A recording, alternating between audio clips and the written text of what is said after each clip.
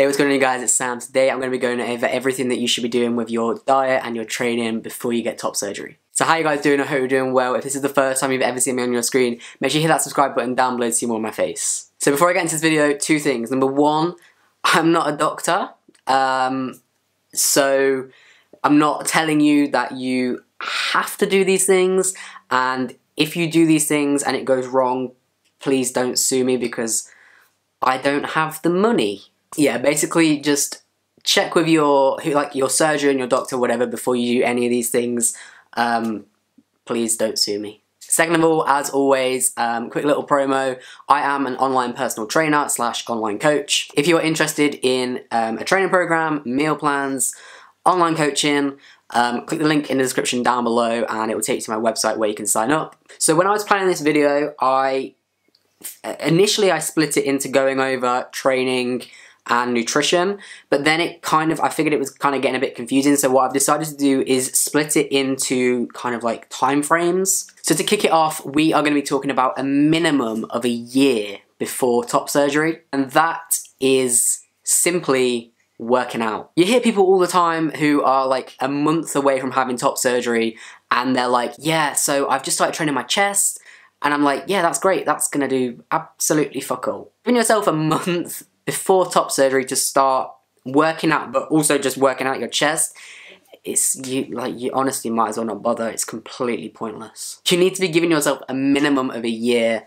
and within that year or longer, two things: training and diet. You want to be bulking. Presumably the reason that you're training chest is because you want to be building up your chest in terms of muscle, so that particularly if you're having double incision, the surgeon can, build around, mold over your chest, and so you can get the best look from having surgery. You don't need to be doing anything crazy in terms of training, simply working out, obviously full body in general, but more specifically chest. I mean, you've got your basic chest moves like bench press, flies, but just making sure that you're hitting your chest, doing kind of like a bodybuilding style split, is obviously just going to help you to get the best results. And in terms of building up muscle, that not only does that come from the training side of things, but that comes from the diet side of things as well. Bulking is something that I've talked a lot about recently. I'm currently on a bulk myself. Bulking all comes down to the diet side of things. Really, you can have your training not change whether you're cutting, maintaining, or bulking, but the one thing that does have to change to turn your physique either like shredded or bulking is the diet. If you want to know more about bulking, I've done plenty of videos on it. Like I said, I'm currently in a bulk myself. I will link a video above me basically going over the basics of bulking and how to start a bulk. Bulking is basically just simply building muscle. You can't build muscle whilst in a cut unless you're a newbie. Even if you're a newbie, it's only like a couple of months worth. You need to be in a bulk to be gaining muscle. So yeah, that is a minimum of a year before. Don't rock up to your surgeon and be like, yeah, the last month I've been hitting chest, because it is not going to matter. We're looking at a minimum of a year here. So this is something that I did, and it's kind of like the one thing that I always talk about the most, and that is 3 months before my surgery, I dropped down to maintenance. So what is maintenance? So maintenance is all to do with macros. Again, if you don't know what macros are, I will link a video above me. Macros are carbohydrates, fat, and protein. They are the building blocks of the body. Like I said a minute ago, there are 3 phases that your body can be in. You've either got cutting, bulking, or maintaining. So if you're cutting, then your calories are lower. If you're bulking, your calories are higher. If you are at maintenance level, that simply means you are eating at a rate that will maintain your current physique. So why was I eating at maintenance 3 months before surgery? Quite simply, it was to allow my body to be in a nice, steady phase. If you go into surgery and you are on a cut, your immune system is not in a good place. If you go into surgery and you're on a bulk, the chances are you've not been giving yourself the best food options. I mean, let's admit it, when you're on a bulk, a lot of the times your calories and your macros are super high, and you can try and eat kind of clean foods as much as you want to, but you have to throw in some kind of crappy foods in order to hit those numbers. So 3 months beforehand, I dropped down to I didn't drop down, I dropped up to maintenance because actually I was fresh out of a cut. But regardless, 3 months before, put yourself in maintenance. Now, obviously, a lot of you guys watching this probably don't track macros, and I mean, I'm all for getting people to start tracking macros. However, if you don't want to start tracking macros beforehand, what you kind of need to look at doing is just cleaning up your diet a little bit more. I know that I always go on about kind of, you know, not having to eat chicken and rice 5 times a day, and that's not what I'm talking about. But things just like making sure you're hitting your 5 a day, all of those good things, kind of using whole foods as opposed to, you know, like throwing a ready meal in. You know, if you don't track macros and you're not interested in tracking macros, that's fine. I'm not trying to push you down that route.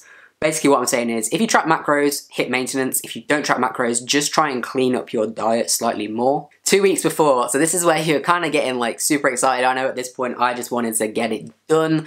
Not because I was dreading it. I mean, obviously I was kind of nervous about the surgery side of things, but I just wanted to see my chest. So this is where you're starting to get excited, and this is actually a pretty crucial time. However, one thing that isn't crucial is your style of training.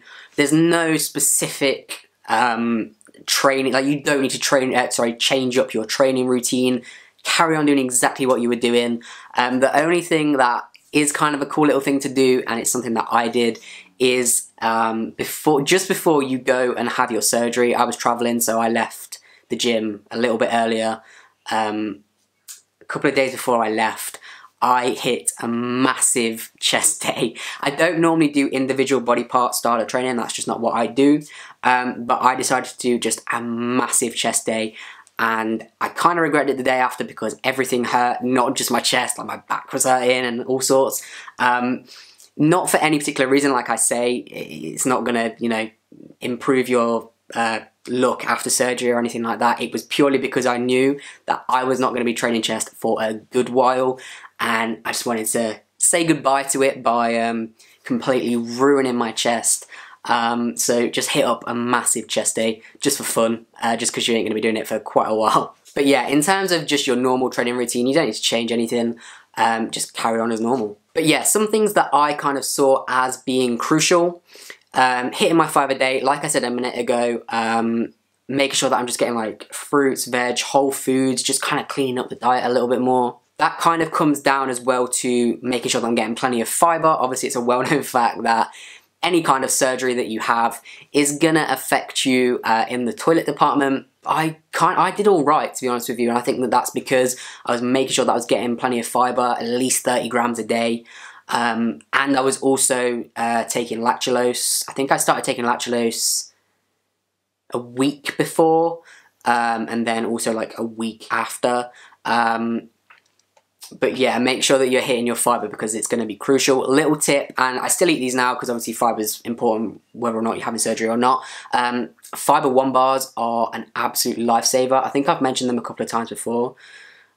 There's literally 5 grams of fibre per bar, which is high fibre. It's quite funny really. You'll normally see like high fibre foods and it's like per 100 grams, like 2 grams of fibre. Like fibre is what's classed as high fibre probably doesn't sound like much. So 5 grams of fibre in a bar is a hell of a lot. And they taste super good as well. So Fibre 1 bars, they do them in the UK. Pretty sure they do them in America. I think someone commented that before, that they have them in America. So yeah, Fibre 1 bars are a lifesaver. And then the 2 other things, vitamin C. This is something that I decided to take because I did not want to go into surgery with a bad immune system. You want to keep your immune system firing on all cylinders. You want to make sure that you're as healthy as possible going into it. So I started taking a vitamin C supplement 2 weeks before and 2 weeks after surgery. I've always taken a multivitamin. I carried on taking the multivitamin and taking the vitamin C tablet on the top. Don't know if that was too much, but I'm still here, so it kind of killed me off. The other thing as well, and this isn't really diet or training related, but I thought I'd just throw it in there, is arnica tablets. This is something that my surgeon recommended that I take. I never heard of them before. So basically arnica, I don't actually know what arnica is. It's natural as far as I know. It's like a natural product. They are tiny, tiny, tiny little tablets that just taste like sugar, and you just chew them, or I think you can put them under your tongue. I chewed them. It's quite intense. You have to take like 8 a day, or there's a bit of a pattern to it. you can get them in, if you're in the UK, you get them in like Holland and Barrett. So as long as you remember to take them, then you're all good. I had very, very, very minimal bruising from top surgery. So the reason that they ask you to take arnica is because it supposedly helps with bruising. Obviously, I cannot confirm whether or not my lack of bruising was down to the arnica, but what I can tell you is that I did have very minimal bruising. At the end of the day, it's not going to hurt you. It's a natural product. So grab some arnica 2 weeks before and 1 week after, I believe. It will tell you on your box what you should take. In every box, it will come with like, something like 56 capsules or something along those lines. Does that sound like enough? I don't know, anyway. It's like 8 tablets and then 6 I don't know. Just buy some, it's pretty good. So yeah, that is my advice for diet and training before top surgery. Like I say, if you are looking to build up your chest, if you've got like a month till surgery, probably started a little bit too late. But I say a year. If you got six months, I would say is the very, very minimum, but a year is a lot better. So yeah, as always, if you enjoyed this video, don't forget to give it a like. Comment down below and tell me who you're having your surgery with and when you're having it. I'm really interested to know. I didn't mention, if you've never been on my channel before, I had my top surgery in August of last year with Dr. Andrew Yelland down in Turkey. And I also had double incision as well. So yeah, thank you guys so much for watching. As always, don't forget to subscribe, and I will see you guys in another video.